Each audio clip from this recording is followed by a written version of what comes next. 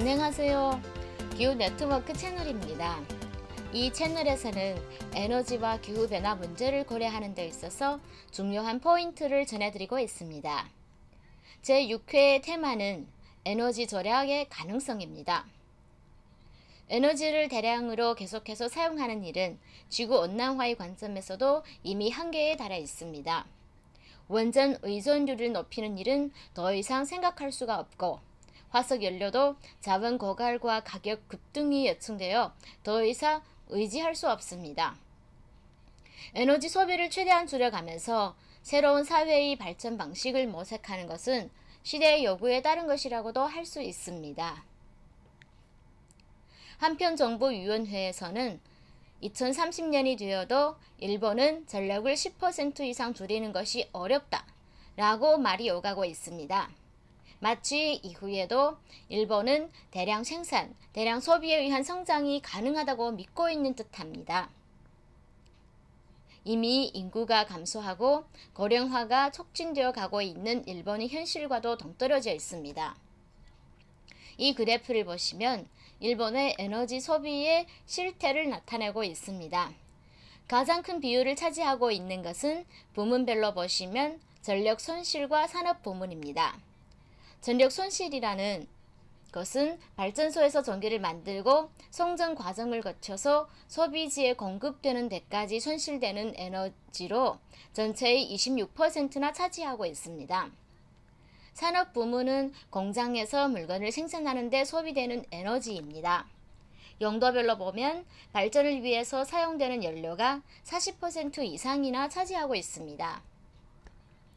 에너지 소비를 크게 줄이기 위해서는 소비가 큰 이들 부문과 용도의 에너지 전략 대책을 빼놓을 수 없습니다. 그러나 정부는 대책 검토에 이들 부문과 용도에 대해서 거의 중점을 두고 있지 않습니다. 그 이유로는 발언력이 큰 전력회사가 에너지 절약의 강화에 크게 반대해온 경위가 있습니다.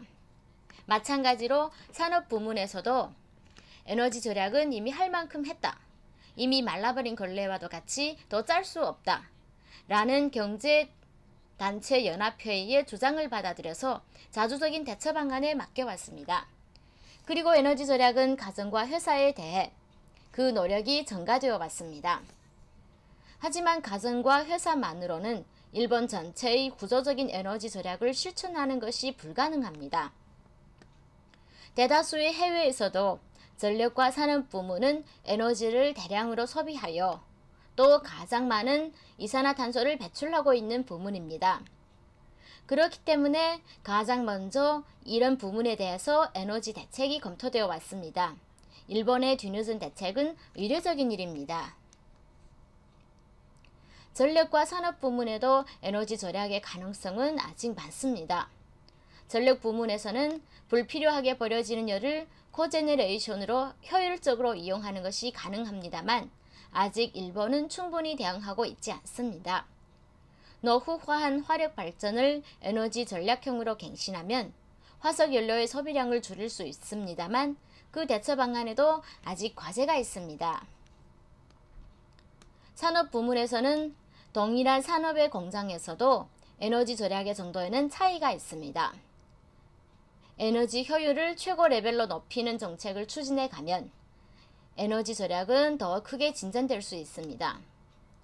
이처럼 전력과 산업 부문을 중심으로 대책을 세우면 일본은 2030년까지 40%의 에너지 절약을 실현하는 것이 가능한 일입니다. 총량거래제의 배출가스 거래제도는 배출이 많은 부문에 대한 에너지 절약의 가장 유효한 시책이라 할 수 있습니다. 나아가서 제품과 공장의 에너지 효율을 높여갈 뿐만 아니라 에너지 소비의 총량도 줄여나가는 것이 필요합니다. 저희가 에너지 절약 목표가 필요하다는 것도 그것이 이유입니다.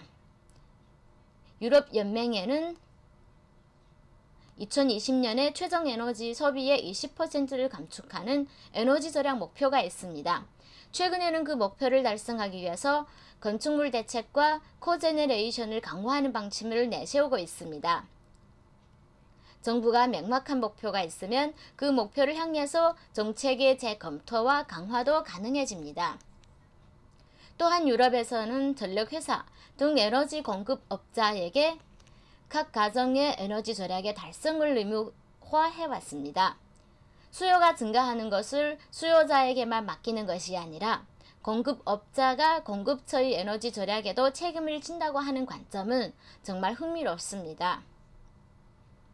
일본에서도 에너지 절약의 목표를 세워서 그 목표를 달성하기 위해 노력해 갔으면 합니다.